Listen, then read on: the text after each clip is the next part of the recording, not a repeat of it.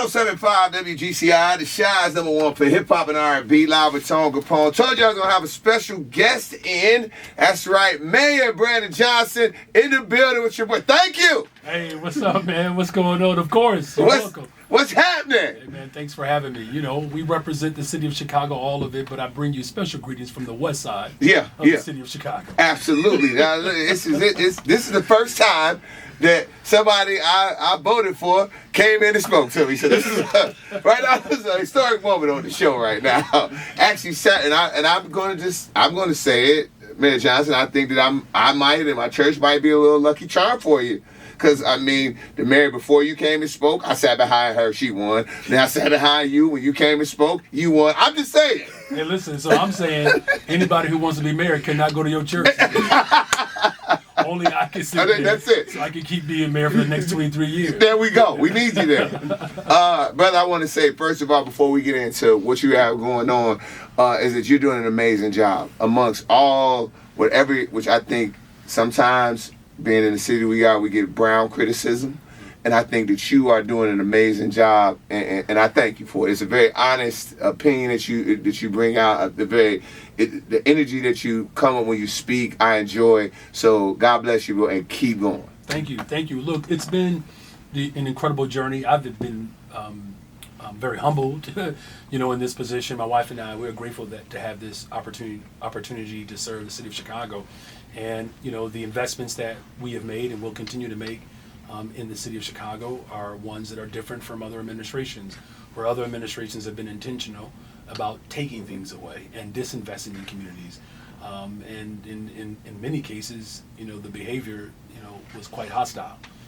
But I'm investing in people, $1.25 billion development for housing and economic development. We're doing that, $250 million to fight this housing crisis, working with those families who are unhoused. 70,000 people are unhoused in the city of Chicago. Most of them are black folks. Investing in our young people. We're going to hire up to 28,000 young people this summer. That's an increase from last summer. Last summer was an increase from the previous summer. So we're doing that. Mental health care services as well. We opened up a closed clinic on the south side, Roseland, mental health clinic that was shut down. Well, I just reopened it along with 2 other spaces that we're going to provide behavioral support services.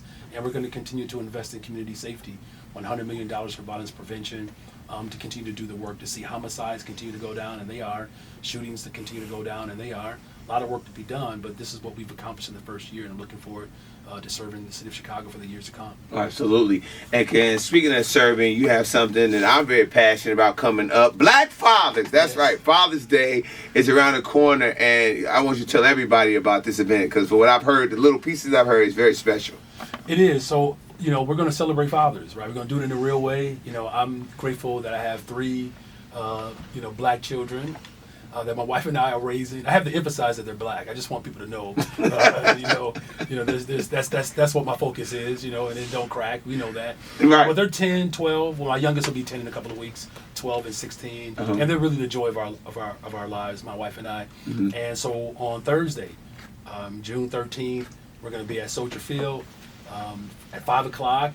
Program starts at 6, but get there early, 5 o'clock to network. There'll be food there. Kevin Warren, the Bears are stepping up, providing this space for us. We're going to do a panel where fathers will get a chance to sit down and just talk about what it means to be a father, but what do fathers need to do the job of fatherhood stronger, right? So, it's exciting. Again, Thursday, June 13th, 5 o'clock. We're going to have the longtime Chicagoan comedian. He's going to come host for us. Damon Williams is going to be there. Corporate is going to be there. I know. Look, I'm going to just say this. It's an open confession on WGCI. Look, Corporate's vignettes on social media, those are some of the best storylines. Look, my mother grew up on soap operas. My father watched Westerns. I watch Corporate. Right. I'm like, ooh, what's going to happen tomorrow? Right.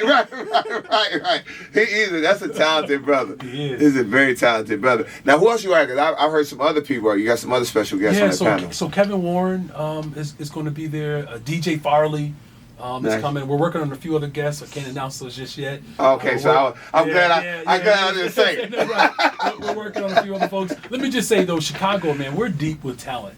Yeah. Black fathers are showing up every single day, and in a variety of ways, right? Whether they are public school teachers, whether they work for streets and sanitation, attorneys, train operators, bus operators, disc jockeys, right? I mean, we have a full range of black fathers that are showing up every single day, and I believe it's necessary for us to lift up what our black fathers are doing and what we are experiencing. It's a different generation. My father, was a man of his generation. He's 82 years old. People, when I walk in the room, people stand up. When he walks in the room, I stand up, right? I salute my father still to this day. Absolutely. And it's still yes, sir. No, sir. Yeah. And and he, look, he raised 10 of us, and it wasn't easy. Mm-hmm. And he was like a combination between, like, James Evans and George Jefferson. Mm-hmm. Like my father's day would end with depression. I mean, I watched my father, man. He'd come home and he would look at my mother, and you could just tell, like, man, it didn't quite work out. But he was ambitious. Mm-hmm. He ended up buying property. He wanted to pass that on, but had some issues with the city, giving him a hard time, and it made life difficult. My mother ended up getting sick. He loses his job, but yet, he raised us with a really strong foundation. And there are many black men who have been raised with that foundation. And it's incumbent upon us to make sure that we are elevating our role as fathers, but also talking to one another about what we need to better show up for our children. Because we're faced with challenges, right? Yeah. When black men face the world, it's us versus, but there are more people who are supporting us than we realize. And I think it's also an important note, too, that, though we have a lot of black women who are heads of households and they're single, but it's proven, the data has shown that black fathers are actually more engaged and show up more for their children than their other counterparts, white and brown.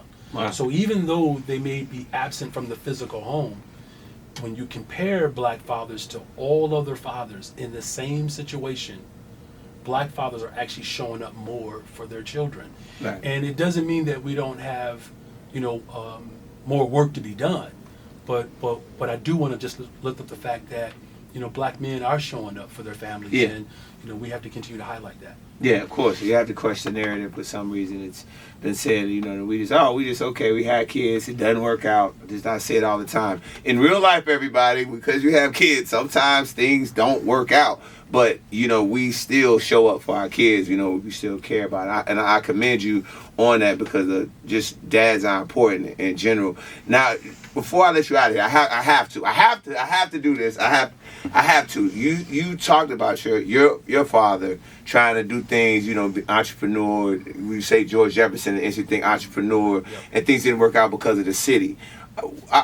Is that something that you're looking for? I'm not gonna say right now, but moving forward, like making sure that we're able to get a piece of the pie. There's a ton of people in Chicago that end up saying, "Hey, man, I gotta go to Houston or Atlanta or wherever they might have to go to start a business." And I think, why not be able to start a business in your own city that you have already the resources for? No, that's absolutely right. This is something that I'm working on, not just for the future, but right now. We have the Cut the Tape initiative that I put forward, where doing business with Chicago has been so arduous and difficult, people just give up. They're like, man, just forget it. Yeah. Right? Because they just keep getting, the runaround with different departments. So we have this initiative where we pretty much, I signed an executive order. It's called the Cut the Tape initiative, where all of the barriers that have made it very difficult for our people to do business with Chicago, we're eliminating those barriers, right? Love it. But we also put forth $34 million recently just for small businesses, entrepreneurship. This $1.25 billion bond that I put forward, $625 million is for economic development, right? Wow. And so we're talking about small businesses and even community-based organizations that want to participate in the largesse of this city. Let me just add this last point, and this is why it's important that we continue to show up for one another. Mm-hmm. The city of Chicago is one of the largest economies in the world, $16.7 billion, right? I balanced that budget. 43% of my administration are black people. 60% of my administration are made up of women. But when it comes to economic development, when it comes to community safety, when it comes to education, Black people are in charge of these specific areas because we have seen how other administrations have worked to intentionally leave us out. Well, I'm not just including black folks. Black folks are leading in this moment to ensure that our people experience the benefit of this economy. In fact, I just made an announcement this week about an economic development on the west side of the city of Chicago, Chicago Avenue. It's going to be a mental health hub, but it's also to create economic vibrancy around the community as well. Mm-hmm. So this bond deal that I put forward, the first issuance of dollars we just announced this week right on the west side of Chicago. We're going to do more of that on the west and south side. So no doubt our people get to participate, and under my administration, our people will benefit from the leadership that I'm bringing.